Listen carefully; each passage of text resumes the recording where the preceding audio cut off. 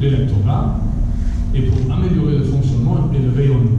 Mais je ne peux pas décider demain ce que je ferais si j'étais ministre. Si j'étais ministre, je décrypterais le budget du Conseil national pour étranger. Je le décrypterais. Non, il n'y a personne qui a fait ça. Décrypter ce budget, ça veut dire l'amener de 15 000 à 150 000 euros. Ça n'est rien du tout par rapport à toutes les conneries qui sont financées dans ce pays. 135 000 euros supplémentaires pour assurer une participation rayonnante des étrangers à la vie politique du Luxembourg, ce n'est rien. Et rien n'est fait en même temps. Donc, première position concrète, je le ferai, je ne peux pas le faire, je ne suis pas au gouvernement. Deuxième chose, je ferai en sorte que l'ensemble des commissions consultatives locales pour l'intégration fassent partie de l'électorat pour le CNA, luxembourgeois d'ailleurs y compris, et je débloquerai la situation qui actuellement veut que quelqu'un qui acquiert la nationalité luxembourgeoise perd la possibilité de participer au CNE pour la bonne et simple raison que je considère que si on veut parler d'intégration dans ce pays, il n'est pas logique que je force quelqu'un qui est venu en tant qu'étranger, dont le processus d'intégration aboutit avec l'acquisition de la nationalité, ne peut dès lors plus participer, ne fût-ce qu'en fin de mandat, aux travaux du CNE. C'est là aussi, je le ferai. Que je continue encore ou je laisse d'autres réagir? Allez, au prochain. Je voulais juste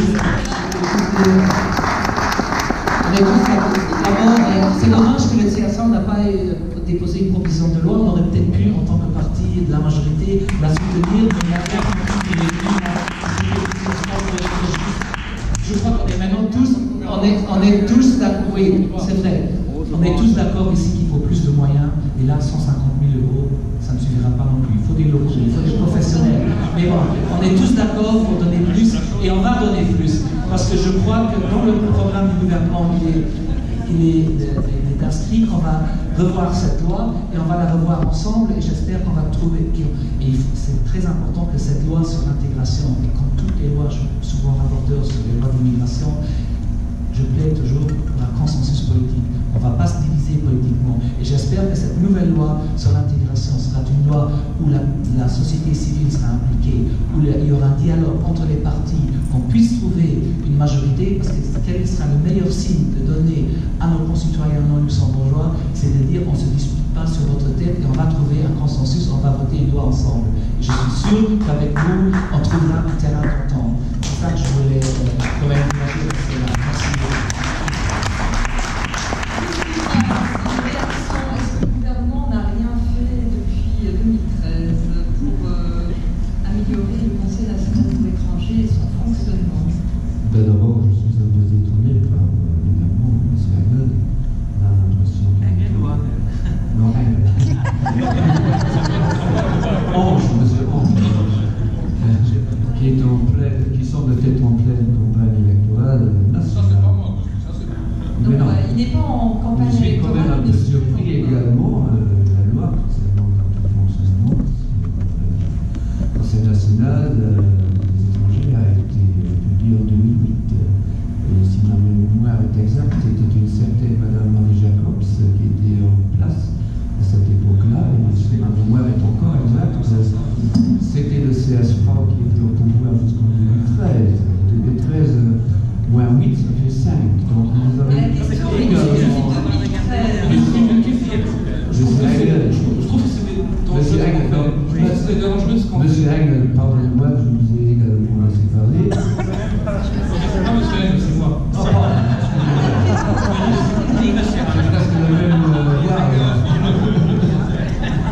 Mais non, on a laissé de côté cette politique politicienne, ça ne nous promène à rien. Bon, on a effectivement eu le référendum en 2015. Ce référendum était pour nous, je parle maintenant de mon parti, un choc. Ah, je suis honnête et sincère, on n'entendait pas à un tel résultat. Effectivement, on ne peut pas ignorer. On ne peut pas ignorer que 80% des luxembourgeois étaient contre, ou se sont opposés contre donc un élargissement du droit de vote au niveau législatif. Vous faites maintenant un reproche qu'aucune action, aucune initiative n'a été faite entre-temps en faveur du Conseil national des étrangers. Oui, mais on a quand même fait d'autres initiatives pour améliorer donc le fonctionnement d'autres organes qui ont également trait à la politique des étrangers. Et il faut encore jeter un coup d'œil dans la déclaration gouvernementale. c'est donc clairement repris dans cette déclaration. C'est clairement repris dans cette déclaration que le gouvernement prendra en charge une adaptation de la loi existante, et nous sommes bien conscients où se trouvent les problèmes. Nous avons déjà évoqué certains problèmes ici, et moi je suis vraiment convaincu que des suites seront réservées à cette déclaration dans le programme gouvernemental, et je suis vraiment convaincu qu'à l'échéance de cette période législative, des améliorations ont été réalisées. D'ailleurs, ma collègue, la ministre Corinne Garde, elle a eu une entrevue, je crois, il y a quelques jours avec, oui, c'est encore une phrase, quelques jours avec le Conseil national, parce qu'elle veut également savoir quelles sont vos attentes. Qu'est-ce que la politique doit faire pour améliorer la situation actuelle? Donc, la procédure est en cours. Il faut encore un peu se patienter. Et M. Engel, croyez-moi qu'à la fin de la période législative, des améliorations seront faites. Je trouve que c'est important, c'est que c'est un peu de faire ce qui se produit ici en ce moment. Je trouve que la question de l'intégration et du vivre ensemble dans ce pays, elle est trop importante, surtout à la suite du référendum de 2015, de passer à la politique politicienne et de se pousser à la responsabilité l'un à l'autre, et c'était en 2013, et qui était ministre en 2008, etc. Et je trouve aussi d'ailleurs assez dangereux Frank, ce que tu fais, de te complètement déresponsabiliser dans cette question, juste parce que tu es un parti d'opposition. Je pense que sur cette question ici, il faut avoir un consensus dans la société. Il faut travailler ensemble et il faut surtout le faire dans un dialogue, tous ensemble. On aurait eu peut-être aussi plus de succès si, dans le passé, on aurait fait comme ça. J'aimerais encore réagir sur la question de la collaboration entre le CNE et la Chambre, parce que je trouve que c'est un point quand même très important qui a été discuté un peu. Et nous, au Parlement européen, il y a quelques ans, on avait aussi un constat. En fait, le constat que la collaboration entre les députés européens et les députés nationaux était difficile. Qu'est-ce qu'on a fait? On avait la chance que Marc était président de la Commission des Affaires étrangères européennes. On s'est donné en fait un calendrier régulier de rencontres entre la Commission des Affaires étrangères européennes et les députés européens.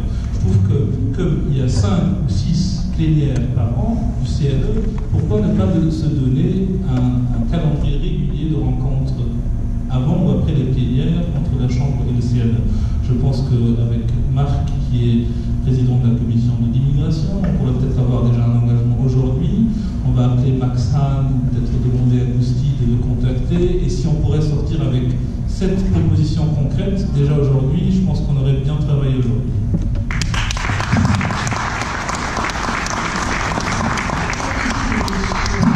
Sur la question qui a été débattue ici, mais un peu en conclusion parce que le temps file et je voulais quand même laisser 2-3 questions à la salle. Oui, je veux soutenir ces propositions. Je crois que la collaboration, aussi bien avec la Chambre qu'avec d'autres instances, doit être l'objectif. Mais après, voilà, pour pouvoir le faire, il y a vraiment la question des moyens pour être à la hauteur et avoir les moyens de vraiment élaborer des propositions. Parce qu'il faut quand même dire que c'est louable d'avoir des entrevues entre, par exemple, les jeunes et la Chambre des députés. Il y a toujours des discussions intéressantes, mais en fait, il y a beaucoup de points qui reviennent chaque année et il n'y a pas...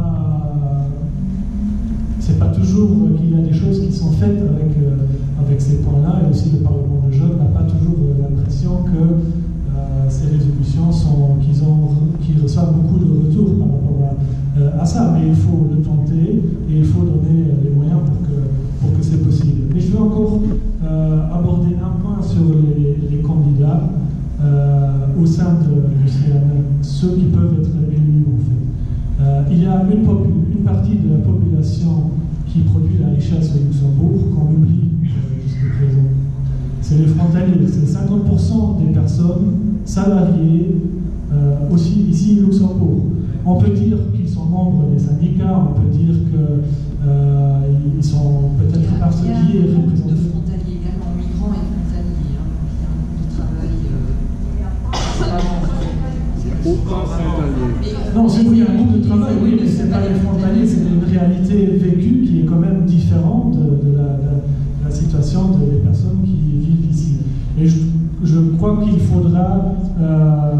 ajouter au quota du corps électoral, des candidats aussi une représentation des frontaliers.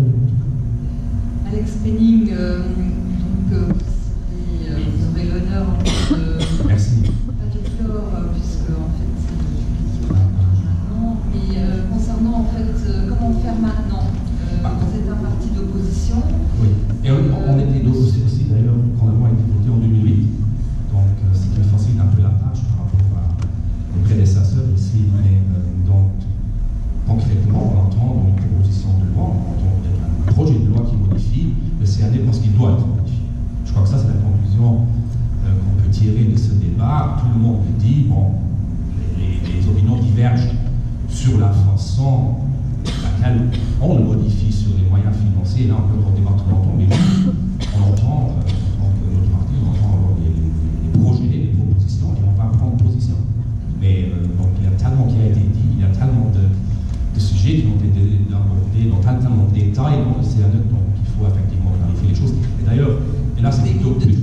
Oui. Comment est-ce que vous voyez ça? Oui, mais déjà, là, c'est plutôt le juriste qui parle. Quand je dis sa loi de 2008, elle est quand même assez indigeste. Je dois dire que le mode de fonctionnement des membres du CA9